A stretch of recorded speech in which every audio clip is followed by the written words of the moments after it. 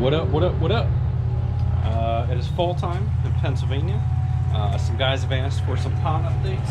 So I'm going to give you a little bit of pond update because I'm going to be buttoning up the pond for the fall. You're going to see some of the leaves are starting to fall here. This side's not too bad. This side's going to get bad because of this big tree. So you see all the way up top there, those leaves are starting to get red. Starting to drop a couple leaves down here.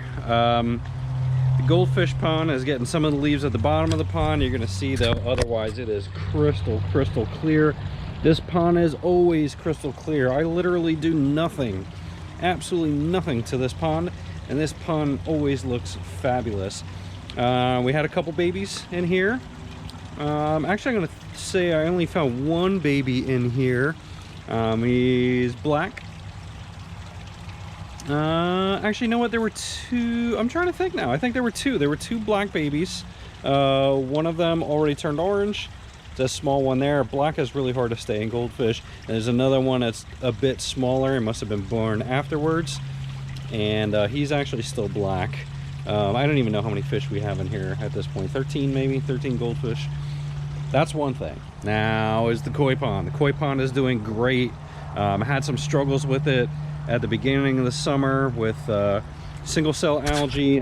Just gets a ton of sunlight. Got that all fixed up. Everything cycled. It's looking great. You're gonna see all the way down at the bottom where you see that little orange fish down there. That's 4 foot down. Actually a little bit more. It's probably like 52 inches. So you're gonna see everything looks crystal clear. Hopefully that comes in good on the video. The koi had babies. As soon as we put the original koi in this pond, there is a platinum butterfly probably coming up along here. You can see mama coming up there. Actually, that's not her. I don't know where she's at. She's hiding back there somewhere. Oh yeah, she's coming around the back of that lily there. That's the mama right there, if you can see her. We'll see if she comes up. She laid eggs. One or a lot of these guys, I don't remember which ones we had at this time, actually inseminated the eggs. We got babies. I think we ended up with like 10 babies left after the skimmer got most of them. So you're gonna see some of the smaller ones down there are babies. Those babies are probably every bit of 5 to 6 inches already, and they were only a couple months old. So babies are doing great, parents are doing great, big guys are doing great. We got a couple shagoys. You can see about a 10-inch shagoy right there, a lighter one, and then the big one, we got like an 18-inch shagoy down there. We got this summer. She's hiding down there. We call her Big Bertha. There goes mama coming up there. Big platinum butterfly. Everybody's doing great. Water quality's doing great. As you can see, the plants did great.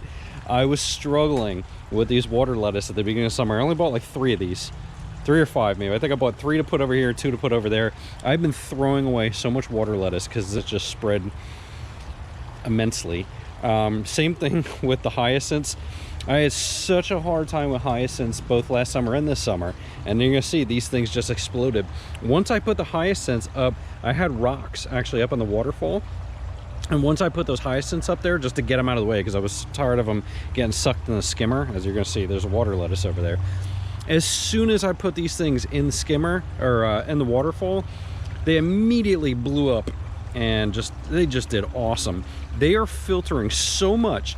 When I pull those things out of the waterfall, they're acting like not a coagulant, but their roots are catching all the floating debris. So I think that is what the fix was to making my water quality clear.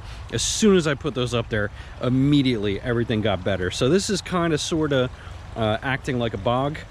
We do have a couple bullfrogs in here. I haven't seen them all summer. Got them as, you know, a little bit past tadpoles. Their tails just fell off the one, and the other one still had its tail on it, but it had legs. I just saw one of them the other day. It was, you know, probably about that big or so. Every once in a while, I'll catch them hiding. That's a rock down there. Every once in a while, I'll catch him hiding over here. Every once in a while, I come out, he'll be jumping around in the lettuce. But again, you guys can see how clear everything is. Just run around the backside. See the goldfish again. Everybody looking great, other than having some leaves in there. Some stuff fell over from the wind. backside of the pond. I got to get a cover for the aeration pump, and we're actually putting up nets today, which I'll show you. That's actually part of the video, but again, you should be able to see everything's pretty crystal clear here unless the sun's washing it out. See if maybe we can find a frog over here. Probably not. Again, these things grew out of control. These things are, you know, 8 foot tall. These should last over the winter. Those purple ones there should not, or likely won't. And again, you're gonna see just kind of everything kind of blew up with the plants. I have a Wonderland over here. My Japanese maple is doing pretty decent. I think it's actually needs more sunlight, so when this thing dies off, I'm not going to replant this here. Next year I'm going to put something over that way more, kind of block the backside. But what I started with this video, that's just a little update. We're starting to winterize or fallize the pond. This is what I bought last year for the smaller pond. This worked out pretty good for us. I'm probably going to have to take it down as soon as it starts snowing, but essentially this is like a tent. It just has some spring-loaded legs. They snap in down at the bottoms and throw the tent over it. That worked out great. Problem is, both ponds are a regular size. This one a little bit more irregular. So I decided I'm gonna rig up my own contraption. So I got some 1/2-inch PVC that is quite flexible. I got a 4-way 1/2-inch PVC coupler, and I'm gonna do the same thing as that. You can see this just has 4 points in the middle, branches them off.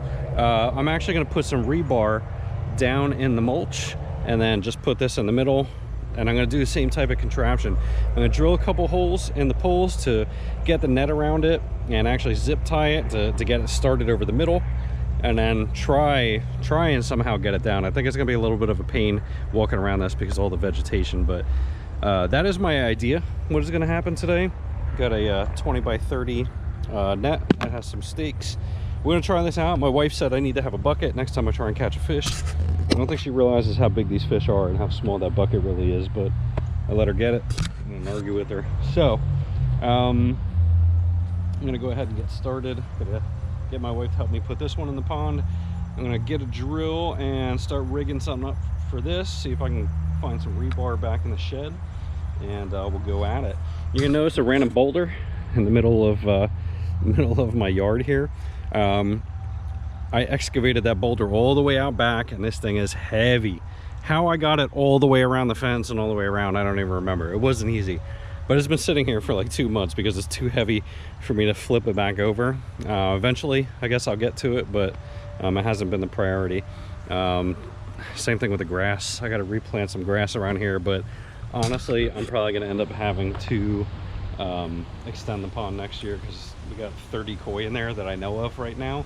So probably gonna end up having to make this one a little bit bigger, but I digress. Let me see if I can find some rebar, and we'll rig something up and I'll show you guys what it looks like. All right, so you can see I got the 4 pieces spread out in the Y, or in the X piece junction. I created some holes 6 inches out from each end, then 24 inches, and then 24 inches between them to put the zip ties into the net. And that's just so I can hold the net in place and get it attached to it initially before we walk it over, just because it's going to be a pain to throw the net across the pond over it. And you're gonna say, hey Pete, why'd you pick those dimensions? And I just picked them. There really isn't a wrong way or a right way of doing this. There's just a DIY way. So that's the way I picked to do it. We're gonna go ahead and get the net, we're gonna unravel it and throw this on top. We'll run a couple zip ties across it, and then all right, so I think the hardish part is done thanks to my beautiful assistant over there, Jen. We got the main part of the net over top of the pond.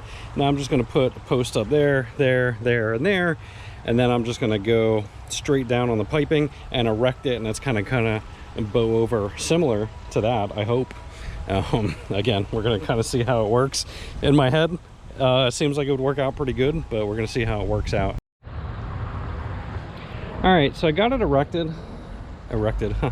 I'm not entirely happy with it, but it's not bad. You'll see it's a little bowed, you know, right there. Everything's pretty much straight, and then as it stretches across there, you know, things start getting a little tight, and these sides pulled out of the union piece.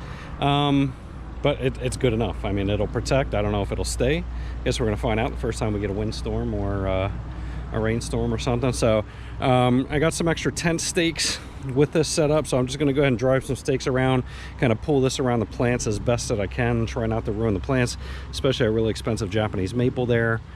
I probably wish I did something a little bit different there, but let me go ahead and stake some of this down, pull some of the slack out, and see how it goes. I'm probably just gonna put some rocks over here on this side, but we'll see. All right, we're gonna see how my hack job net slash tent job holds up. There it is. You're gonna see it's very wonky on this side.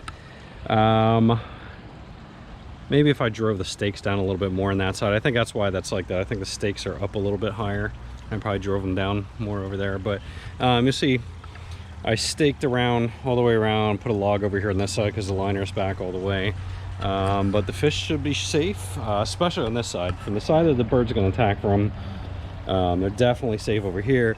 Over there, there's a little bit more of a slant, but again, he's going to have to step up on top of the net, which hopefully he doesn't do, but you know, we'll figure that out when we get there. Last year when he saw this, he just landed here, he looked at it, he got pissed off and flew away. So hopefully that's what's going to happen when he sees this one. Since we've had this owl here, surprisingly, I think that this owl has been helping in keeping birds of prey away, but I don't know, we'll see. But hope you guys enjoyed the video. That's the update on the ponds. Hopefully everybody makes it through the winter okay. I think they're gonna. Everybody's big, the babies are big, so I'm sure they're gonna be fine. If you guys want to see more pond content in the spring, let me know. I'll do more pond content. If not, we'll stick to Corvette stuff, boat stuff, whatever other stuff I have going on. So please make sure to like and subscribe if you like the videos, and what you guys ask for, I'll make videos of. If you don't ask, I don't make videos. So we'll catch you guys on the next one.